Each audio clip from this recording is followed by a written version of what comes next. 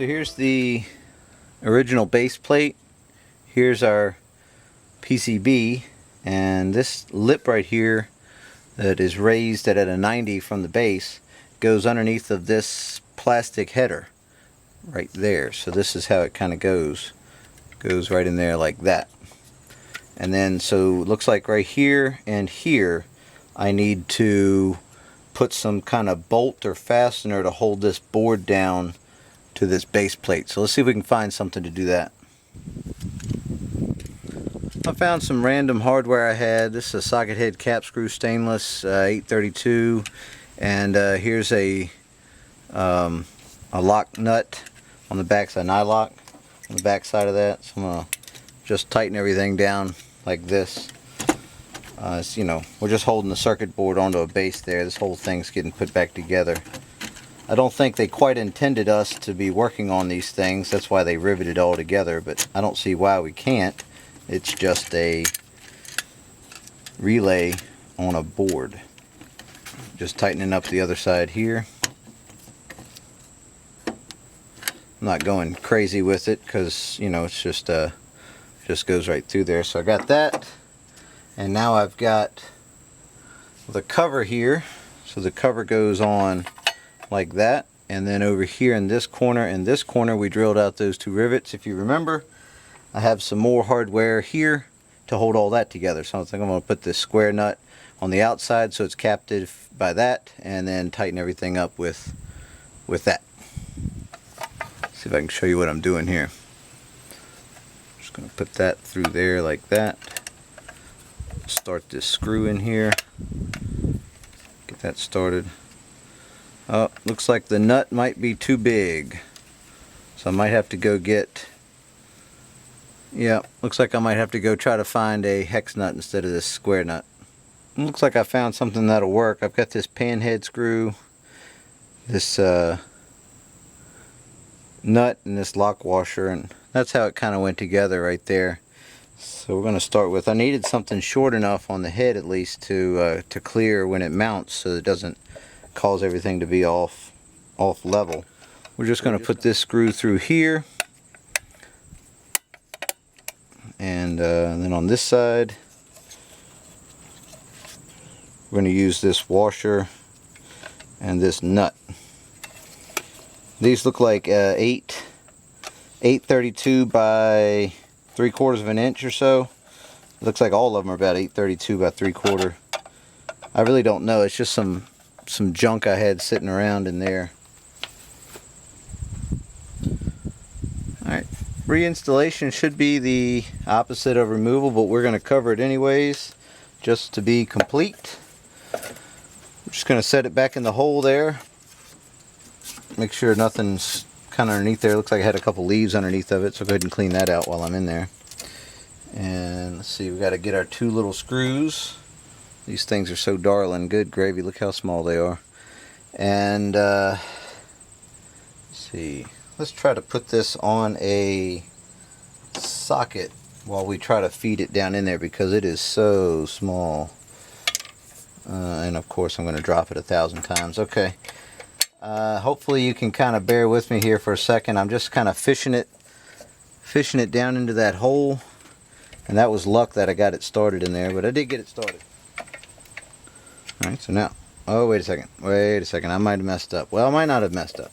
I might be able to get that back on there without having too much trouble. I need to get the connector on there though, right? That's the next to last thing I took off, or the last thing, I'm sorry, I took off. So let's leave that loose and let's try to tighten up that connector before I get going too far.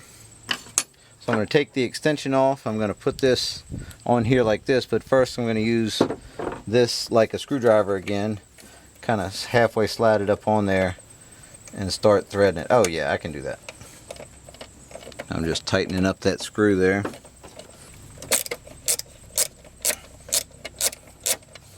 See what I'm doing? I'm just using this ratchet with the head bent. That's one reason I like these. They're kind of a double-edged sword. They flop when you don't want them to flop, and don't flop or the right way when you need them to flop. But either way, that's tight in there, so that's good. And now we can put our extension back on 2/8 extension, and again that was the 5mm to put that connector on. And now we're going to use the 7/32 to tighten up the small screws that hold the CCRM to the base. And I'm not putting much tension on these because they're just itty bitty little screws. You really got to be careful with these long handled 3/8 ratchets, because they'll put the 1-2 combo on some little screws and knock them out. So next up, what did we do? We took this thing, ripped it out of there. Now we got to shove it back in there somehow, just like that, and get this. There's a little rubber plastic snoot. Looks like that fits on there pretty good like that. Yep, just like that. Alright, so now it's time to get the bolts. Here's the bolts. Let's get those started by hand first, if we can. And if I remember, those were a 12mm. Yep, 12mm. So something I can do again is use this whole get up like this as kind of a long reach screwdriver, and again to get down inside of there to kind of help guide it, feed it, get it going. Looks like that took.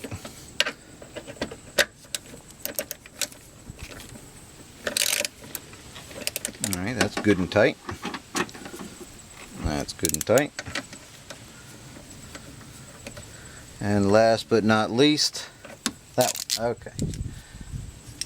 And let's see, what's next? This guy here. Plug that in. That's no problem with that. What do we have? The air filter in there. Alright, air filter. Okay, so get this installed halfway on there, out of the way. Got it. There. And it's back. Next up is our 5/16 or this straight screwdriver to tighten up this intake boot onto there. And then it looks like we have our 2 connectors. So I had this one plug in there and this one plug in there. Okay, well that's great. Looks like we're ready to kind of clean up some tools here a little bit and turn it over and test our fix. Alright, we're going to start this thing up and see what we can do here. Alright. So let's see here. We can turn on the air conditioning like that. Oh, and I hear the engine die down a little bit. I wish you could feel the cool air. Trust me, it's cool. Alright guys, well that wasn't too bad, was it? Hopefully when I put this video through the edit room, you'll get to see a whole lot of the real-time footage, because I wanted to show just what it takes to get this job done.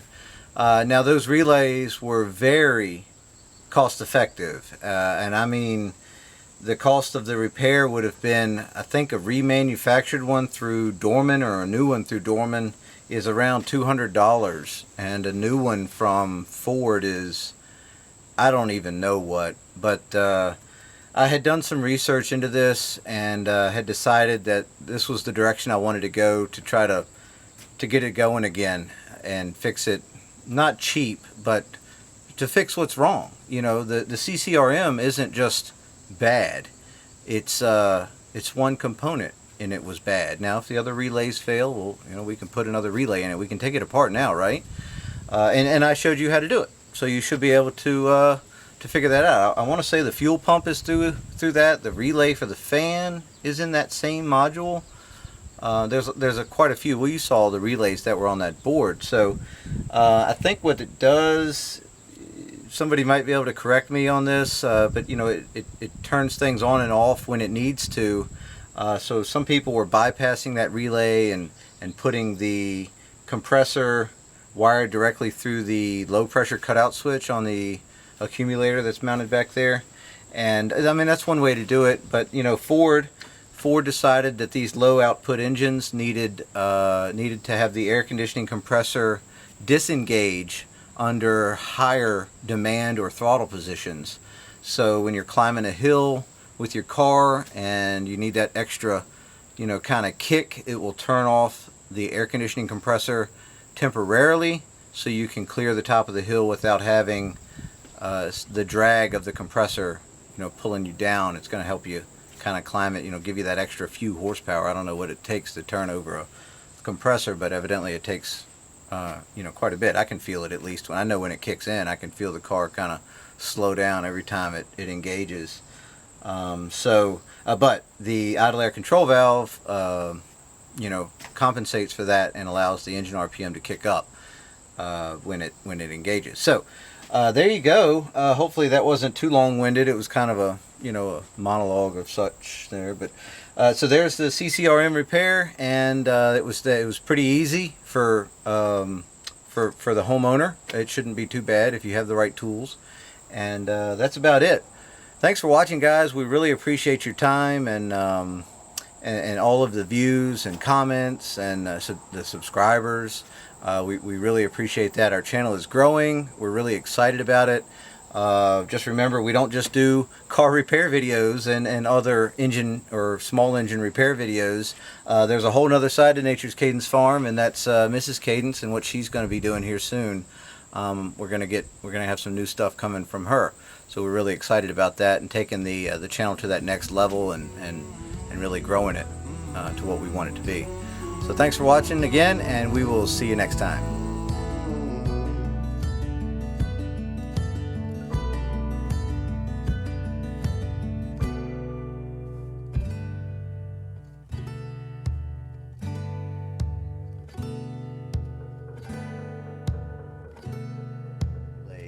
On a board.